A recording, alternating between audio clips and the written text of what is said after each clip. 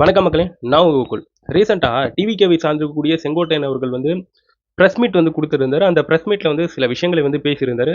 அவை தான் இப்போ வந்து சமூக ஊடகத்துல வந்து போய்க்கிட்டு இருக்கு. ஆக்சுவலா இந்த கருத்து கணிப்புகள் என்பது வெளியானதுங்க. ஸோ நமது இந்தியாவுல எல்லா மாநிலங்கள்லயும் இந்த எலக்ஷன் முடிஞ்ச கையோடு நேத்துக்கு ஈவினிங் இந்த எக்ஸிட் போல்ஸ் உடைய கருத்து கணிப்புகள் என்பது வெளிய வந்தது. அதுல நம்ம தமிழ்நாடை உற்று நோக்கும்போது நெறைய அமைப்புகள் இந்த எக்ஸிட் போல்ஸ் உடைய கருத்து கணிப்புகளை நடத்தக்கூடிய நெறைய அமைப்புகள் வந்து என்ன சொல்லியிருந்தாங்கன்னா, தமிழ்நாட்டை திருப்பியும் டிஎம்கே தான் மோஸ்ட்லி நிறைய இடத்துல வந்து ஆட்சி அமைக்க போகுது அப்படின்ற மாதிரி நிறைய அமைப்புகள் வந்து சொல்லியிருந்தாங்க. ஒரு சில அமைப்புகள் வந்து வெவ்வேறான கருத்துக்களை வந்து பதிவு பண்ணியிருந்தாங்க. இந்த இடத்துல வந்து மக்களுக்கு வந்து ஒரு கன்ஃபியூஸ்டான ஒரு சூழலை தான் ஏற்படுத்தி விட்டுருக்காங்க.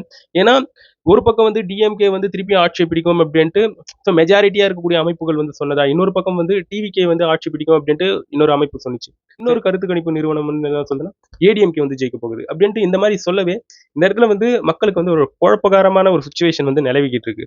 ஸோ இந்த சமயத்துல வந்து செங்கோட்டையன் அவர்கள் வந்து ரீசெண்டா ஒரு பிரஸ் மீட் வந்து கொடுத்திருந்தாரு. அந்த பிரஸ் மீட்ல அவர் என்ன சொல்லியிருந்தாருன்னா நிறைய விஷயங்கள் வந்து பேசியிருந்தாரு. இந்த மாதிரி விஜய் அவர்கள் வந்து 200 தொகுதிகளும் அவர் வந்து ஜெயிப்பாரு. ஸோ இந்த வாட்டி நம்ம வந்து கேள்விப்பட்டிருப்போம் இல்லையா, பசுமை புரட்சி, அந்த புரட்சி இந்த புரட்சி. அதனால இந்த புரட்சி வந்து விசில் புரட்சி. விஜய் அவர்களுக்கு வந்து அமோக வாக்குகள் என்பது கிடைச்சிருக்கு. அவர் வந்து வின் பண்ணிடுவாரு. 200 தொகுதிகளில் வந்து வின் பண்ணிடுவாரு. அதே சமயத்துல இந்த கருத்து கணிப்புகளை வந்து நீங்க வந்து பியூரா நம்பலாமான்னு பார்க்கும்போது இந்த கருத்து கணிப்புகள் வந்து இலங்கையிலும் சரி, பங்களாதேஷ்லயும் சரி, அது போன்ற இடத்துல வந்து பொய்யா போயிருக்கியா? கருத்து கணிப்புகள் வந்து சொற்பமான ஏதோ ஒரு 2,00,000 பேர் அவங்க அவங்க கிட்ட வரைக்கும் தான் அந்த கருத்து கணிப்புகளை வந்து பண்ணிட்டு வராங்க. மெஜாரிட்டியா அங்க இருக்கக்கூடிய மக்கள் கிட்ட போயிட்டு அந்த கருத்து கணிப்புகளை வந்து பண்றது கிடையாது. அதனால இந்த கருத்து கணிப்புகள் வந்து ஒரு கட்சியோடைய அந்த வெற்றி தோல்வி அப்படின்ற அந்த விஷயத்தை வந்து நிர்ணயிச்சிடாது அப்படின்ட்டு செங்கோட்டையன் அவர்களும் சொல்லியிருந்தார் ஒரு பாணியில. அதை தாண்டி இன்னமும் நிறைய பேர் வந்து அதை தான் வெளிப்படுத்தி இருந்தாங்க. இதை தாண்டி செங்கோட்டையன் அவர்கள் வந்து இன்னொரு விஷயத்தை வந்து சொல்லியிருந்தாரு. இந்த கருத்து கணிப்புகளை பற்றி அவர் வந்து டைரக்டா போயிட்டு அட்டாக் பண்ணிட்டாரு. அதாவது இந்த கருத்து கணிப்புகள் வந்து எப்படி எடுக்கிறாங்க தெரியுமா? இந்த யூடியூப், இன்ஸ்டாகிராம் இது போன்ற இடத்துல இருந்து எடுக்கிறாங்க. இதை போய் எப்படிங்க நம்ப முடியும்? அப்படின்ற மாதிரி சொல்லிட்டாருங்க. ஸோ இந்த இடத்துல வந்து நிறைய பேர் அதான் சொல்லிட்டு வராங்க. இந்த கருத்து கணிப்புகள் உண்மையானது கிடையாது ராசா.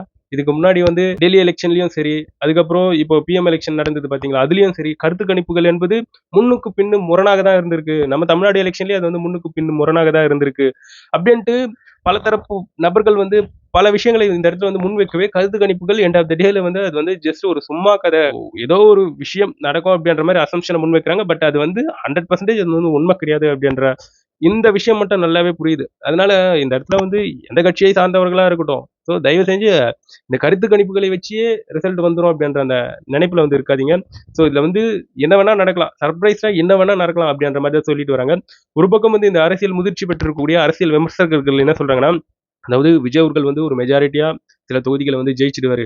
ஸோ 80, 85 அந்த மாதிரி ஜெயிச்சிடுவாரு. இன்னொரு பக்கம் டிஎம்கே அதே மாதிரி தான் மெஜாரிட்டியா நிறைய தொகுதிகளில் வந்து ஜெயிச்சிருவாங்க. அதே மாதிரி தான் ஏடிஎம்கேவும் ஒரு சில தொகுதிகளில் வந்து ஜெயிச்சு 3 பேரும் ஒரு பெரும்பான்மையை பெறாமையே அவங்க வந்து அவங்கவங்க அப்படின்ட்டு சில தொகுதிகளை வந்து பிரித்து எடுத்துருவாங்க. அதனால நீங்க வந்து தொங்கு சட்டமன்றம் நிலவும். இந்த இடத்த வந்து யார் ஆட்சி அமைப்பது அப்படின்றதெல்லாம் கேள்விக்குறியா மாறிடும். அதனால நிறைய எம்எல்ஏக்கள் யார் பக்கம் போறாங்களோ அவங்க தான் ஆட்சி அமைப்பாங்க. ஸோ அதனால நிறைய எம்எல்ஏக்களை கூப்பிட்டு ஒரு ரூம்ல போயிட்டு யாரையும் வெளியே விடாம 6 மாசத்துல இன்னொரு ரீ எலெக்ஷன் நடக்கும் அப்படின்ட்டுலாம் இந்த மாதிரியெல்லாம் உங்களுடைய அசம்ஷனை வந்து இந்த இடத்துல வந்து முன் வச்சுட்டு வராங்க. பட் இந்த வாட்டி ரிசல்ட் வந்து ரொம்ப பயங்கர பீக்ல இருக்க போகுது அந்த பிபிஏ வந்து.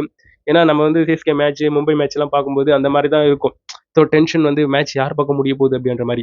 ஸோ அதே மாதிரி தான் இப்போ வந்து தமிழ்நாட்டுடைய எலெக்ஷன் ரிசல்ட்ஸ் வந்து இருந்துகிட்டு இருக்கு. யார் வந்து வின் பண்ணுவாங்க, யார் பண்ண போறது இல்லை அப்படின்ற ஒரு எக்ஸாக்டான டீட்டெயில்ஸ் வந்து கிடையாது. கருத்து கணிப்புகளும் முன்னுக்கு பின்னும் முரணாக வந்திருக்கு. ஸோ இந்த மாதிரி இருக்கும்போது இந்த இடத்துல வந்து ஒரு கன்ஃபியூஸ்டான ஒரு ஸ்டேஜ் இருந்துகிட்டு இருக்கு.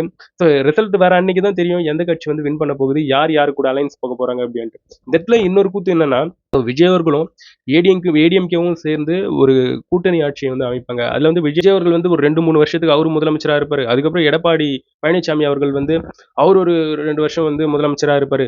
ஸோ அந்த மாதிரியான ஒரு டீலிங் வந்து போய்கிட்டு இருக்கு.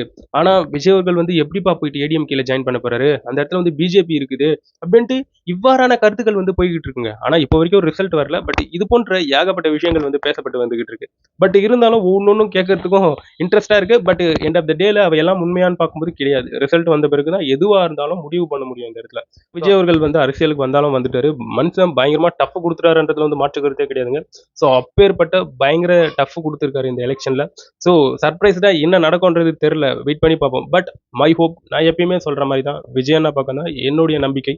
ஸோ உங்களுடைய நம்பிக்கை யார் பக்கம்ன்றது வந்து என்னுடைய கமெண்ட் செக்ஷன்ல பதிவு பண்ணுங்க. அதே சமயத்துல உங்களுடைய நம்பிக்கையும் விடாதீங்க. இல்ல எந்த கட்சியா இருக்கட்டும், இந்த இடத்துல வந்து ஒரு விஷயத்த வந்து பார்க்கணும். ஜெயிச்சா ஓகே, ஆல் தி பெஸ்ட். சூப்பரா ஆட்சிய வந்து நடத்தலாம். ஆனா, அத விட்டு தோத்துட்டாங்கன்னா, ஸோ நெக்ஸ்ட் 5 வருஷம் கழிச்சு, மக்களுக்கு வந்து என்ன மாரியான புரிதலை வந்து உண்டாக்கணும்? மக்களுக்கு வந்து என்ன உண்மையான விஷயங்கள் தேவை? அவங்களுக்கு வந்து என்ன நல்லது நடக்கும் அப்படின்ற அந்த விஷயத்த கோ த்ரூ பண்ணி, கட்சிகள் வந்து நகர்ந்தா நல்லாருக்கும் அப்படின்னு தான் இந்த இடத்துல வந்து சொல்ல முடியும். அதை தாண்டி இங்க வந்து அவங்க மேல வன்மம், இவங்க மேல வன்மம் அப்படின்ட்டு பிரச்சனைகள் உண்டாகக்கூடாது. எனிவேங்க இதை பற்றி நீங்க என்ன நினைக்கிறீங்கன்றது என்னுடைய கமெண்ட் செக்ஷன்ல பதிவு பண்ணுங்க.